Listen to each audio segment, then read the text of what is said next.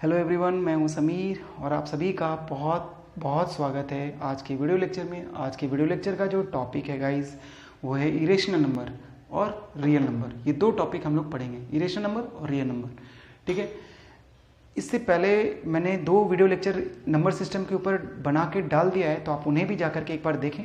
उसमें मैंने नंबर के बारे में इंट्रोडक्शन दिया है कि नंबर क्या होता है, उसके बारे में इंट्रोडक्शन दिया है। नेचुरल नंबर क्या होता है, होल नंबर क्या होता है, इंटीजर्स क्या होता है, रेशनल नंबर क्या होता है, वो भी मैंने वहाँ पे बताया है। ठीक है, और रेशनल नंबर को कैसे, रेशनल नंबर दो रेशनल नंबर के बीच में रेशनल नंबर कैसे ढूंढते हैं, फाइंड करते हैं, उसका क्या मेथड है, वो भी मैंने वहाँ पे बता दिया है। तो आप उनको जाकर के पिछले वीडियो लेक्चर को जाकर के एक बार देखें और उसके बाद ये वाला देखेंगे तो ज़्यादा क्लियर होगा। ठीक है स्टूडेंट, तो आइए आज इरेशनल नंबर पढ़ेंगे और रियल नंबर पढ़ेंगे। ठीक है, देखिए स्टूडेंट, इरेशनल नंबर पे जाने से पहले एक बार आपको मैं थोड़ा सा रिकॉल करा देता हूँ रेशनल नंबर। स्टूडेंट, मैं अपने वीडियो लेक्चर में बार बार क्या होता है ना कि चीज़ों को रिकॉल कराता रहता हूँ, और जिससे कि आपको क्या होगा ना कि आपका मेरे साथ जो टाइम स्पेंड कर रहे हो 10-12 मिनट जो भी, उसमें आप ना अच्छे तरीके से लर्न हो जाए। आपको मतलब घर पे लर्न करने का जरूरत ही ना पड़े, आप मेरे वीडियो लेक्चर को देख करके ही आपका लर्न हो जाए, इतना अच्छा तरीके से लर्न हो जाए, ये मेरा कोशिश रहता है आपको। ठीक है, इसलिए मैं देखो वापस बता रहा हूँ रेशनल नंबर थोड़ा सा, फिर आपको ये रेशनल नंबर बताऊंगा। देखो इससे कोरिलेट करके बताऊंगा। तो रेशनल नंबर जो होता है स्टूडेंट, वो क्या होता है जिसको आप P/Q के फॉर्म में लिख सकते हो, या फिर जो भी नंबर आपको P/Q के फॉर्म में लिखा हुआ दिखता है उसे आप क्या बोलोगे, रेशनल नंबर बोलोगे। कंडीशन होता है ना वहाँ पे, छोटा सा कंडीशन भी होता है वहाँ पे स्टूडेंट। कंडीशन क्या होता है कि P इंटीजर होना चाहिए, P इंटीजर्स होना चाहिए। ठीक है, Q भी क्या होना चाहिए स्टूडेंट, इंटीजर्स होना चाहिए, Q भी इंटीजर्स होना चाहिए। ठीक है, बट एक Q के लिए कंडीशन क्या होता है कि Q जीरो नहीं होना चाहिए। एक चीज़ और स्टूडेंट, कि नीचे कभी भी जीरो नहीं आता, ये आप ध्यान रखना। अपॉन के नीचे, अपॉन इसको क्या बोलते हैं, अपॉन बोलते हैं ना, अपॉन, तो अपॉन के नीचे कभी भी जीरो नहीं होना चाहिए, तो Q उस हिसाब से कभी भी जीरो नहीं होगा। ठीक है, नीचे जीरो आ गया तो वो नंबर अनडिफाइन हो जाता है स्टूडेंट। ठीक है, तो ये तो था रेशनल नंबर, इसे हम लोग रेशनल नंबर बोलते हैं। अब ई रेशनल नंबर क्या है स्टूडेंट, ई रेशनल नंबर क्या होता है, तो देखो ई रेशनल नंबर और रेशनल नंबर में बस थोड़ा सा डिफरेंस होता है, छोटा सा डिफरेंस होता है। नाम में भी देखो छोटा सा डिफरेंस है, आई और आर का डिफरेंस है। और इसमें क्या होता है, रेशनल जो था, रेशनल वो P/Q के इक्वल था। इरेशनल जो होता है ना स्टूडेंट, वो P/Q के इक्वल नहीं होता। तो वही लिखा हुआ देखो, पढ़ो आप यहाँ पे कि the number which can not be written in the form of P/Q, जिस नंबर को आप P/Q के फॉर्म में नहीं लिख सकते वही क्या होता है, इरेशनल नंबर होता है। और कंडीशन लिखा हुआ देखो, where P and Q, P और Q क्या होता है, इंटीजर्स। तो यही कंडीशन तो सेम है, कंडीशन में कोई चेंज नहीं है, बट यहाँ पे चेंज है बस थोड़ा सा। ठीक है, तो सेम है, इस called irrational number, irrational number. Example क्या है, √2, √3, √5, √7, पाई। ठीक है, और ये इस तरह का जो नंबर आपको दिख रहा है स्क्रीन पे, बोर्ड पे जो दिख रहा है आपको, ये वाला नंबर होता है। ठीक है, अब स्टूडेंट क्वेश्चन ये है स्टूडेंट कि ठीक है सर, ये तो चीज़ें समझ में आ गई, लेकिन √2 को क्यों इरेशनल बोलते हैं, √3 को क्यों इरेशनल बोलते हैं। तो अब आप देखो, समझो यहाँ पे चीज़ों को समझना। ठीक है, पाई को क्यों इरेशनल बोलते हैं। ठीक है, अब आपको मैं यहाँ पे ये चीज़ एक्सप्लेन कर देता हूँ। देखो स्टूडेंट, आप नॉर्मली √4 का वैल्यू निकाल सकते हो। √4 का आंसर क्या होगा, 2 होगा। अगर आपको दे दे √25, इसका आंसर भी आप निकाल दोगे, 5 होगा। अगर आपको दे दिया जाए √49, तो इसका भी आंसर आप निकाल दोगे, 7 होगा। इसी तरह से आपको √81 दे दिया गया, तो इसका भी आप आंसर निकाल दोगे, 9 होगा। मतलब जिसका रूट निकल जाएगा, कहने का मतलब जिसका रूट निकल जा रहा है, देखो निकल जा रहा है ना, और ये क्या आएगा, नीचे 1 लगा सकते हैं, सबके नीचे 1 लगा सकते हैं। तो ये किस फॉर्म में बन गया, P/Q के फॉर्म में बन गया। तो जिसका रूट निकल जाता है वो P/Q के फॉर्म में होता है, जिसका रूट निकल जाता है वो P/Q के फॉर्म में होता है। और जो भी नंबर P/Q के फॉर्म में होता है तो वो क्या कहलाता है स्टूडेंट, ये सब जितना है, ये सब क्या कहलाएगा स्टूडेंट, ये कहलाएगा रेशनल नंबर। इसको हम लोग क्या बोलेंगे, रेशनल नंबर। ठीक है, यहां तक आपको बात समझ में आ गई। अब जिसका रूट नहीं निकलेगा उसको हम लोग क्या बोलते हैं, इरेशनल नंबर। जैसे कि आप एग्जांपल में ले लो स्टूडेंट, √2। ठीक है, ये ले लो, तो √2 का वैल्यू क्या होता है, 1.414, और इसके बाद भी आएगा स्टूडेंट। ठीक है, ये तो, लेकिन आपको अप्रॉक्स वैल्यू याद भी रखना होगा, ये चीज़ ध्यान रखना। ठीक है, आज से आप इसको याद रख लो, आज से आपको पता चल रहा है तो इसको आपको याद रखो, ये काम आता है। आगे जब सरफेस एरिया वॉल्यूम चैप्टर पढ़ोगे अपने क्लास के अंदर, तो वहाँ पे √2 का वैल्यू आपको यूज़ करना होगा। ठीक है, उसी तरह आप √3 ले लो, तो इसका क्या होगा, 1.732, dot dot dot dot dot dot का मतलब ये हुआ स्टूडेंट कि इसके बाद जो है ना नंबर आता जाएगा। जैसे 414 है तो इसके बाद भी नंबर आएगा, कुछ और भी कोई भी नंबर आएगा, हम सबको याद रखना, यहीं तक रखना होता है, यहीं तक, ठीक है। तो इसलिए मुझे यहाँ तक याद है। इसके बाद भी कुछ कुछ नंबर आएगा स्टूडेंट, मैंने गूगल से सर्च करके लिखा है, आप भी गूगल पे जाकर के देख सकते हो। इसके बाद भी बहुत सारे नंबर आते रहते हैं। इसके बाद क्या क्या आएगा देखो, 414 के बाद 2 1 3 5 6 डॉट डॉट डॉट ऐसे बहुत सारे आएगा। तो आप कितना लिखोगे, पूरा बोर्ड भर जाएगा, फिर भी नहीं खत्म होगा, ठीक है। तो इतना सारा वैल्यू आएगा। इसी तरह इसका भी मैंने कुछ आगे तक लिख रखा है, देखो 05081 dot dot dot dot dot. अब इसको भी आप कितना भी चाहो लिखो, पूरा बोर्ड भर दो, पूरा मतलब जितना मर्जी भर दो, आप लिख दो, आता जाएगा। मतलब आप गूगल पे सर्च करना। तो इसका क्या हुआ, √2 का कोई रिजल्ट नहीं निकल के आ रहा है। जैसे √4 का रिजल्ट निकल के आ गया 2, √25 का निकल के आ गया 5, वैसे इसका कोई रिजल्ट नहीं निकल रहा है, ठीक है, और नंबर आता ही जा रहा है, ठीक है। तो इसलिए ये क्या है स्टूडेंट, ये इरेशनल नंबर है। और क्यों अब इसका रिजल्ट ही नहीं निकल रहा है, तो इसको आप P/Q के फॉर्म में लिख नहीं सकते। P/Q के फॉर्म में आप इसे लिख नहीं सकते। जब P/Q के फॉर्म में लिखोगे नहीं तो फिर ये क्या हो गया, इरेशनल, जिसे आप P/Q के फॉर्म में कैन नॉट नहीं लिख सकते, वो क्या होता है, इरेशनल नंबर, ठीक है। और ये क्या हो गया, रेशनल हो गया, क्योंकि इसको आप P/Q के फॉर्म में लिख लेते हो। क्लियर, यहां तक समझ में आ गया, Q√2 √3 √5 √7, इसी वजह से ये इरेशनल है। अब पाई के बारे में बात करते हैं स्टूडेंट, पाई के बारे में, पाई क्यों इरेशनल है और रेशनल क्यों है। तो इसको चलो, इसके बारे में स्टूडेंट बहुत ज़्यादा लंबा हो जाएगा डिस्कशन, इसके बारे में हम लोग डिस्कस करेंगे डिटेल में। डेसिमल जब एक्सपेंशन पढ़ेंगे ना, डेसिमल एक्सपेंशन पढ़ेंगे हम लोग, decimal expansion of real number, तो वहाँ पे हम लोग इसको एक्सप्लेन करेंगे पाई के वैल्यू के ऊपर। और पाई क्यों इरेशनल है उसको हम लोग एक्सप्लेन करेंगे, ठीक है।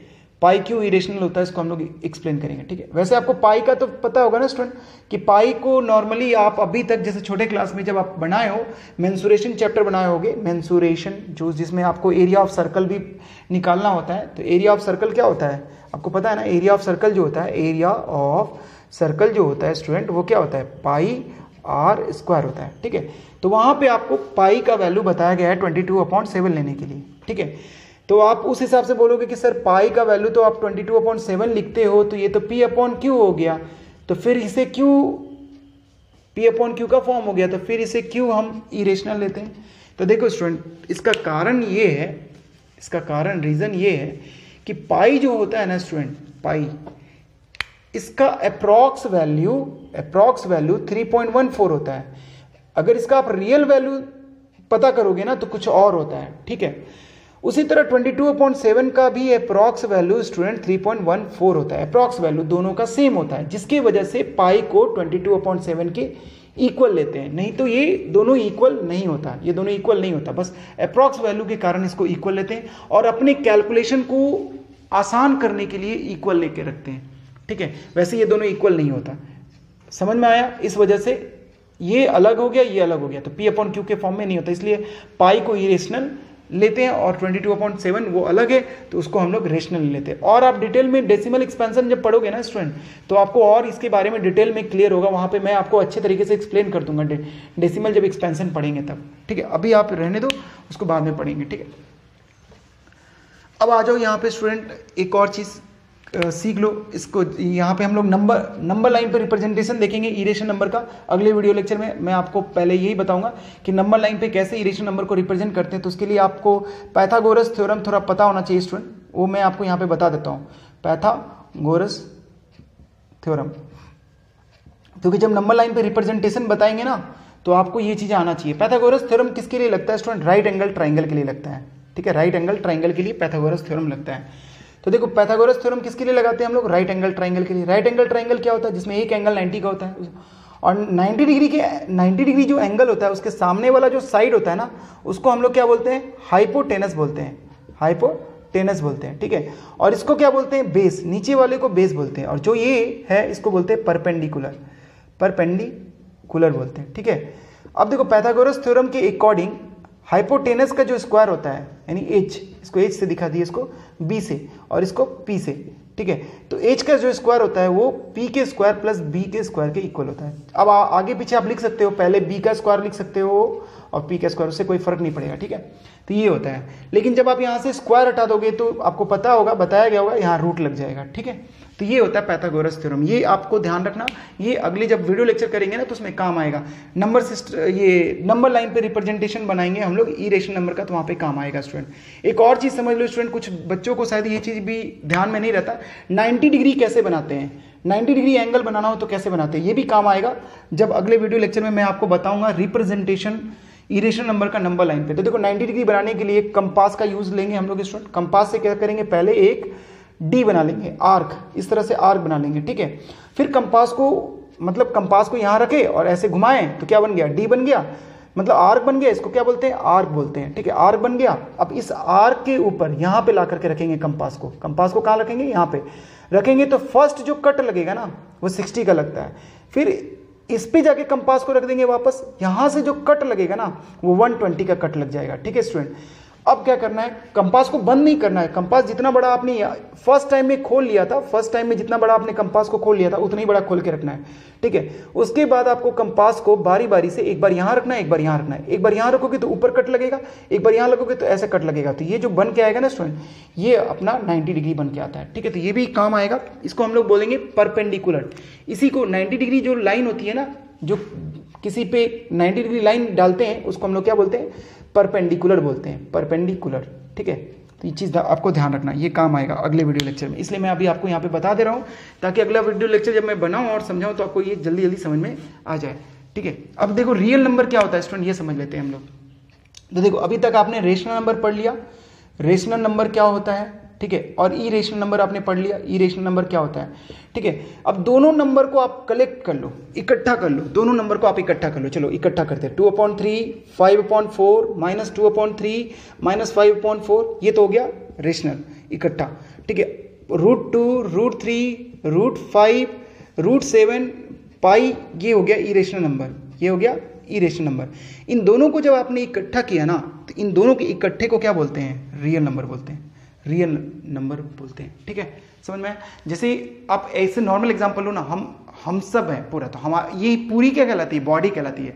लेकिन बॉडी किसको बोलते हैं, जब उसमें हैंड, लेग, माउथ ये सब जुड़ जाता है, नेक ये सब जुड़ जाता है तो उसको पूरे को बॉडी बोलते हैं। तो उसी तरह से रेशनल और इरेशनल के कलेक्शन को क्या बोलेंगे, इकट्ठा को क्या बोलेंगे, रियल नंबर बोलेंगे, ठीक है। रेशनल नंबर और इरेशनल नंबर के कलेक्शन को रियल नंबर बोलते हैं। तो यहाँ तक आपको ये टॉपिक क्लियर हुआ स्टूडेंट, समझ में आया? जितना मैंने आपको समझाने की बहुत कोशिश करी है यहाँ पे कि आपको बहुत अच्छे से समझ में आ जाए, ठीक है। तो आपको समझ में आया यहाँ तक, तो आई होप आपको समझ में आ गया होगा, मैं ऐसा मान के चलता हूँ, ठीक है। अगर आपको स्टूडेंट समझ में आता है ना तो प्लीज़ शेयर करें और लाइक करें अपने दोस्तों को, ताकि उन्हें भी इस फ्री वीडियो लेक्चर का बेनिफिट हो सके, ठीक है। Thank you, bye bye. Okay student, तो अब आपको मैं सिखाऊंगा कि रिप्रेजेंट कैसे करते हैं ई रेशनल नंबर को नंबर लाइन के ऊपर, ठीक है। ई रेशनल नंबर यानी कि √2, √3, √5 ये सब क्या है, ई रेशनल नंबर है। इसको नंबर लाइन पे कैसे रिप्रेजेंट किया जाता है वो आप सीखोगे। तो उसके लिए आपको स्टूडेंट करना क्या है, एक वाइट पेपर लेकर के बैठना है, एक वाइट पेपर, बिल्कुल जो वाइट होता है ना इस तरह का वाइट पेपर ले लो, या फिर आप ड्राइंग शीट होता है ना वो ले लो, आप ड्राइंग शीट जो होता है, ठीक है, ड्राइंग पेपर ले लो, ले लिए आप। लेने के बाद इसके बाद आपको एक मतलब कुछ और चीज़ें रखनी है, आपको कंपास लेना है, कंपास, ठीक है, और पेंसिल लेना है, 2 पेंसिल ले लो, एक पेंसिल को कंपास में डाल दो, ठीक है, और एक पेंसिल को फ्री रख लो। और उसके बाद आपको स्केल का जरूरत बहुत पड़ेगा तो ये रख लो, ठीक है।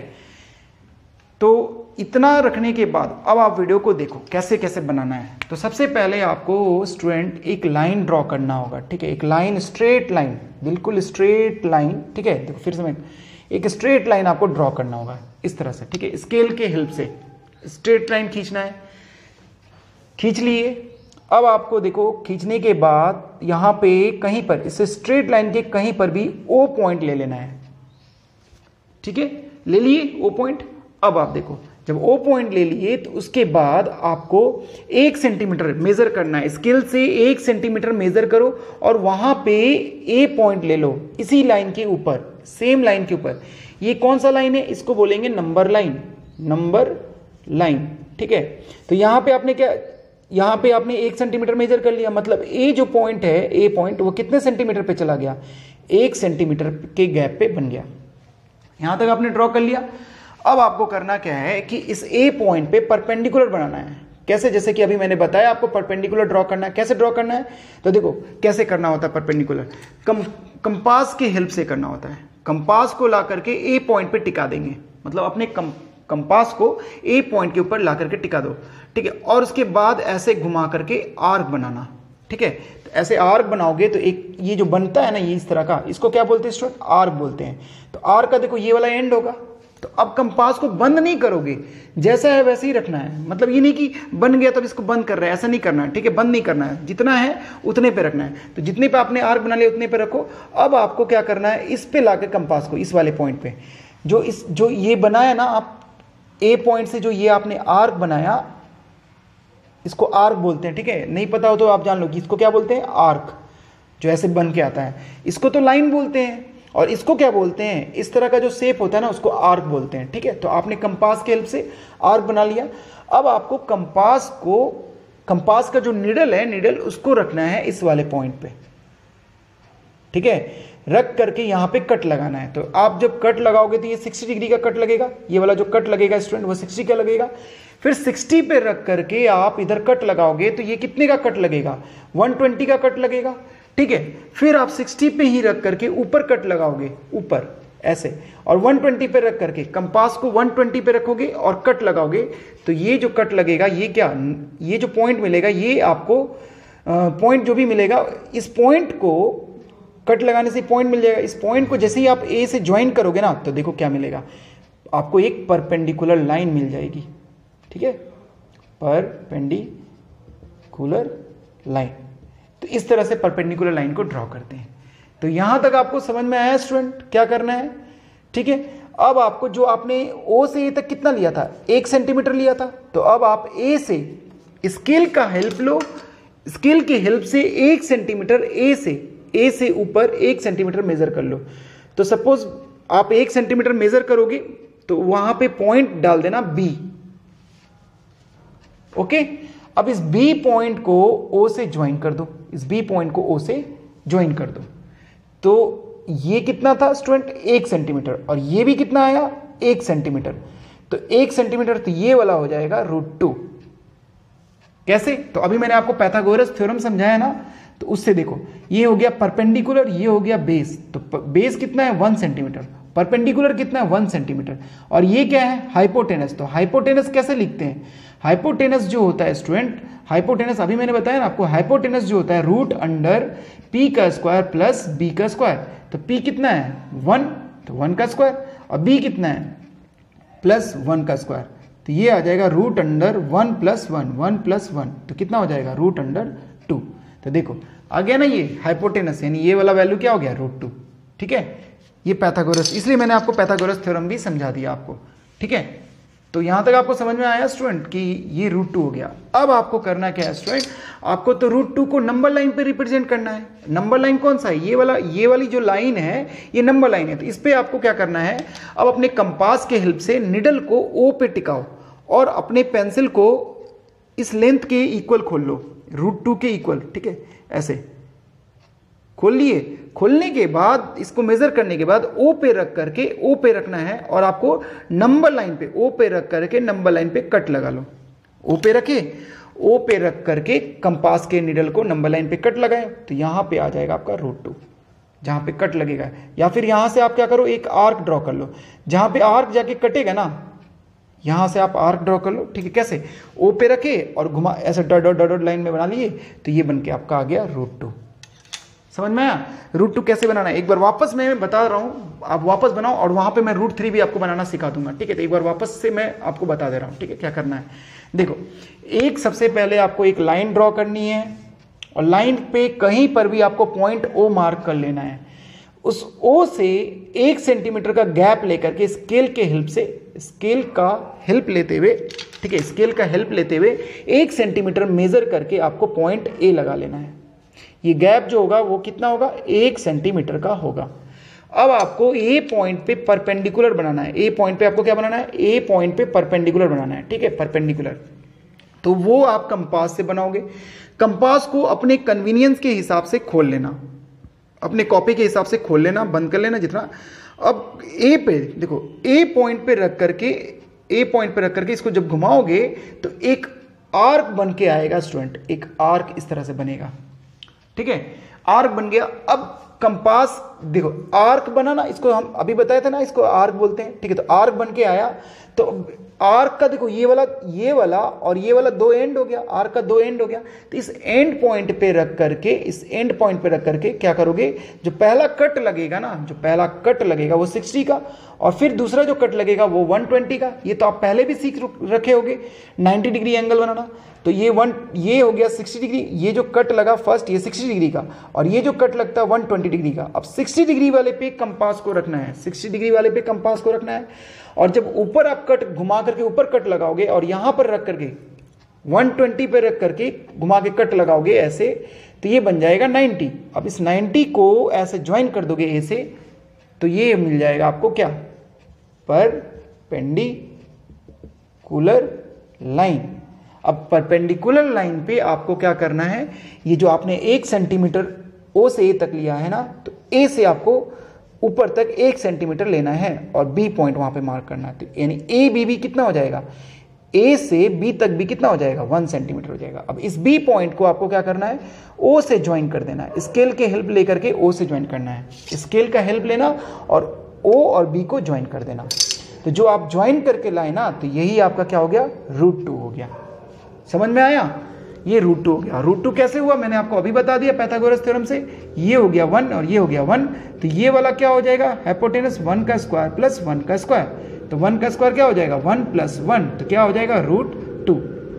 तो ये क्लियर हो गया स्टूडेंट, आपको यहां तक समझ में आया। अब आपको अगर दिक्कत है तो वीडियो को रिपीट कर करके देखो, ठीक है।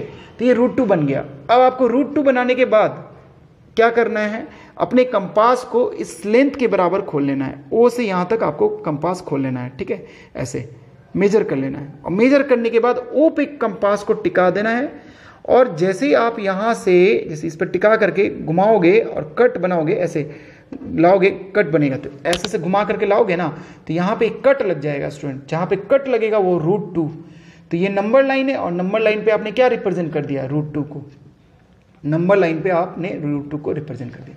अब आप क्या करो स्टूडेंट, एक बार आप खुद भी बनाने का प्रयास करो, ट्राई करो, ठीक है, तो आपसे भी ये बनेगा, ठीक है।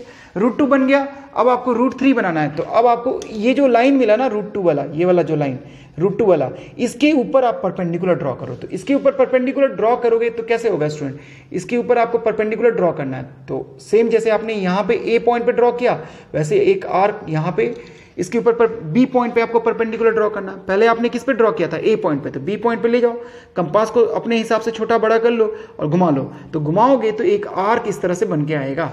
अब इस वाले पॉइंट से, एंड पॉइंट से 60 कट कर लो, फिर 120, फिर यहां पे 90, और इसको क्या करो, ज्वाइन कर लो बी पॉइंट से, ठीक है, बी पॉइंट से इसको ज्वाइन कर लो।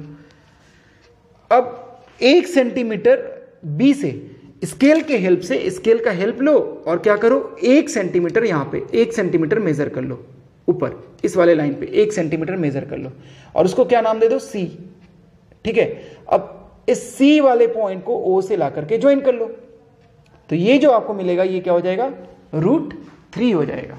तो देखो √3 बनाने के लिए √2 पे बनाए, अब √4 बनाना है तो √3 पे हम परपेंडिकुलर ड्रॉ कर लेंगे, ठीक है। और फिर 1 सेंटीमीटर यहां से C पॉइंट से D पॉइंट तक 1 सेंटीमीटर मेजर कर लेंगे और उसको ज्वाइन कर लेंगे O से, ठीक है। तो ये बन जाएगा आपका √4। फिर √4 पे क्या करेंगे, परपेंडिकुलर ड्रॉ कर लेंगे जैसे कर रहे हैं, ठीक है। और फिर आपको 1 सेंटीमीटर यहाँ D से E तक 1 सेंटीमीटर मेजर कर लेना है, और फिर आपको इसको ज्वाइन कर देना है यहाँ तक। तो ये आपका बन के आएगा √5। अब आपको √5 नंबर लाइन पे मेजर करना है, तो क्या करेंगे आप, O से